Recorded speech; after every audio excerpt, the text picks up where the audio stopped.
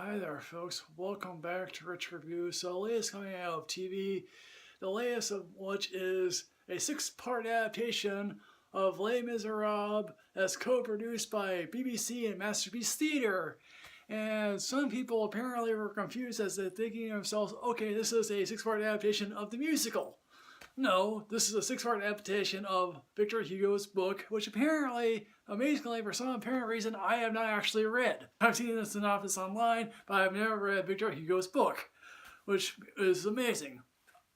I guess for some people who hated the musical, I know there are plenty of people out there who hate the musical, and therefore, if you find yourself thinking, well, I like the British miniseries, yes, folks, the BBC Masterpiece version is the thing to see. I really need to go into this. Jean Valjean is prisoner 24601. Last time we saw him, he was played by Hugh Jackman.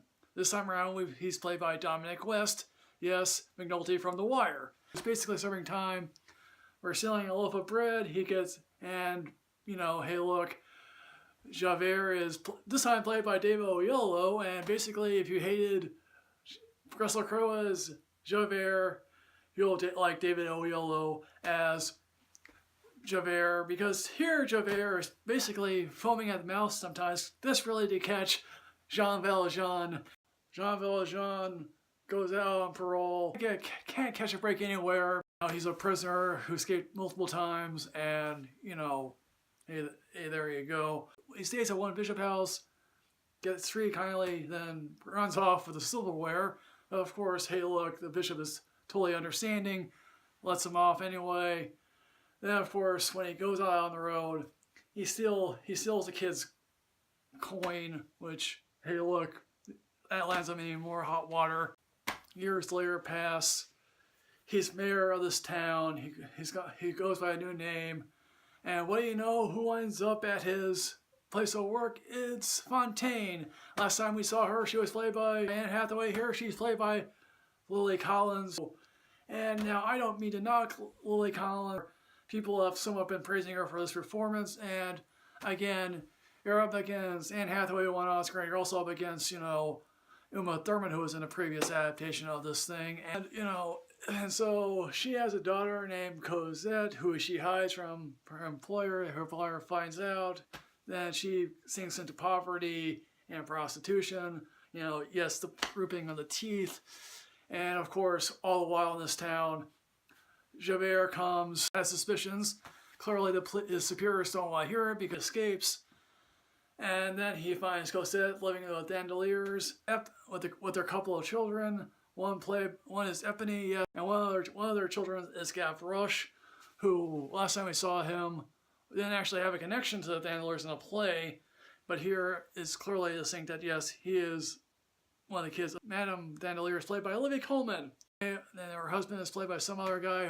This is at least an improvement over the fact that yes, in the musical they were played by Helena Bonham Carter and Borat. And of course, it's interesting to note that Olivia Colman and Helena Bonham Carter are going to be in The Crown season 3 and 4. Basically, Javert rescues Cosette from a life of indentured servitude, and then they head off to Paris, where again Javert happens to get whiff of him returning to Paris, goes after him. They hide in a convent for nearly a whole while. Now, of course, they eventually leave the convent after so many years. I guess Cosette catches the eye of Marius, whose father was in Napoleon's army and survived the Battle of Waterloo, which we see in the opening. And that has a magnificent scene of bodies strewn all over the battlefield, because very rarely in films we ever do see that, or it's not presented in such a horrific way. And Marius is being raised by his royalist grandfather, who hated his father. And, hey, look, this leads to a rift between the two, but hey, look, meets up with all the Dandelier people, particularly Epiphany, and he obviously is in love with, or is loved so far, Cosette. Valjean is sort of, he's not exactly happy, but hey, look, this is love regardless.